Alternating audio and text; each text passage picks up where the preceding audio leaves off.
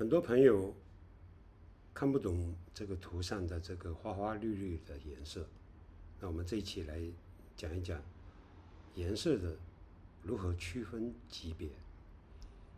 那为什么要画这么多种颜色？它的目的不是为别的，不是为了好看，它就是为了迅速识别交易信号。交易信号这4个字非常重要。那我们先来看一看各种线段、笔、中枢它的颜色。这个细线在这个图上隐藏在这个蓝色线段的后面，看不清楚，就是笔。那这个蓝色的就是线段，这个白色的就是趋势线段，它们两个的级别是一样的。这个绿色的框就是1分钟的中枢，连续2个框就是趋势，只有一个框，像这个只有一个框，那就是盘整。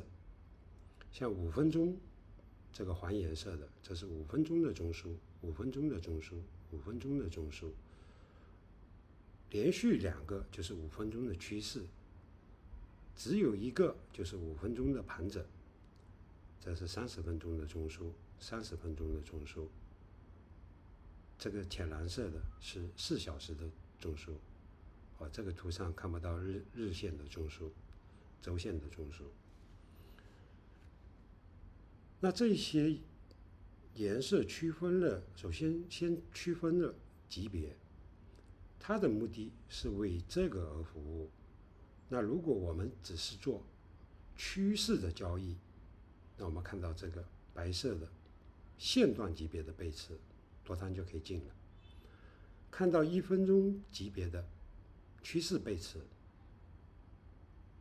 多单就可以进了。这个地方上去空单可以进了。黄颜色的趋势下背驰了，可以进。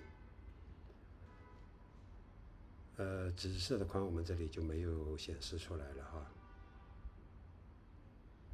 颜色区分级别，目的就是为了迅速识别交易信号，这非常重要。就分享到这里，谢谢大家。